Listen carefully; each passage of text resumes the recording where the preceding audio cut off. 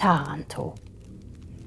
When Rieke peeked through the door, she was greeted by a familiar scent of old items and second-hand clothing. It appeared to be a small thrift store. She loved places like this. You never knew what treasures might be hidden there, just waiting to be brought to light. Indeed, the front area of the shop was quite dark. Only a small glass chandelier with colorful paint provided faint light. The store felt almost like a grotto. The walls were made of thick stone. Antique Italian tiles covered the floor, and piles of things were stacked everywhere. Suddenly, Rieke heard a warm, deep voice coming from a corner. "Welcome." She turned toward the direction of the voice and saw a slightly older man with silver hair sitting on a chair. "Hello," she replied kindly, a little surprised. "Take all the time you need. Feel free to look around. I'm sure you find something lovely." Rieke thanked him and began to browse the shop to her heart's content. Normally, she felt a bit uncomfortable in small local shops, since the sellers tended to sneak up behind her and peer over her shoulder. Under such sharp observation, she could neither focus on the items nor enjoy the pleasant smells. But this time, she felt she could truly be herself. As always, she started in the clothing section. That was usually where one could find great unique pieces. Rieke dug through leather pants, colorful silk scarves that could be wrapped around one's neck on cold winter days, and lots of vibrant sweaters and tops. But above all, there were many so-called granny dresses, the kind with monotonous floral patterns or dark, loose-fitting cuts. The feeling of the different fabrics on her skin made her smile, but she didn't find anything that suited her style. What she liked were clothes with stripes or unusual details like bear-shaped buttons or sewn-on flowers and beads.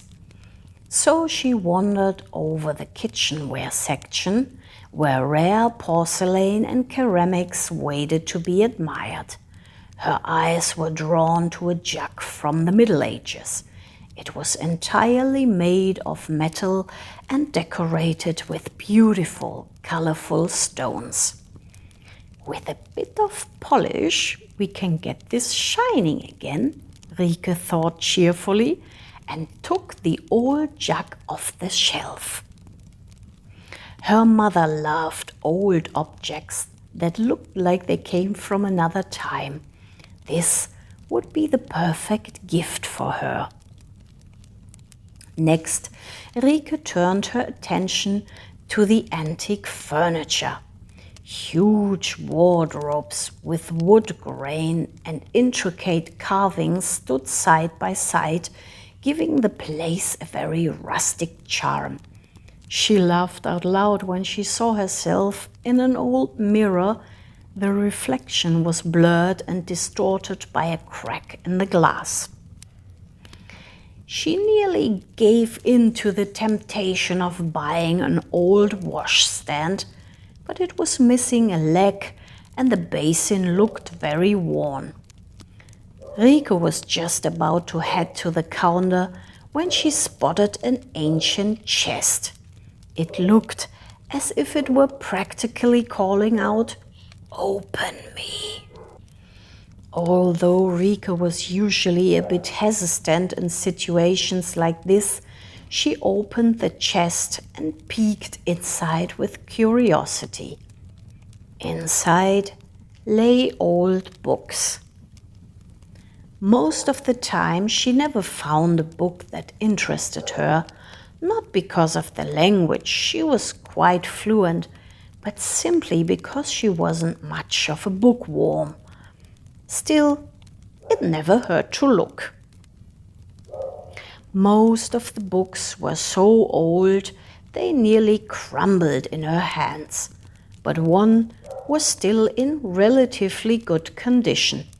She picked it up with interest. The Valleys of Nivaleth was written on the dark blue cover. Golden leaves decorated the edges. Rieke liked the book, and she could even read it. By chance, it was written in her own language. She turned it over to find out what the story was about.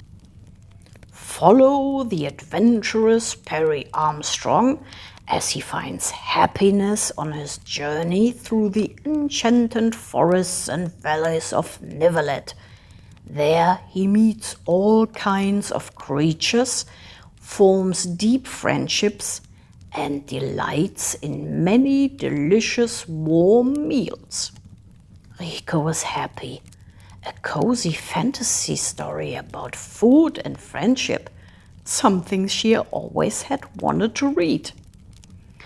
So she tucked the thick book under her arm and headed to the counter to purchase her treasures.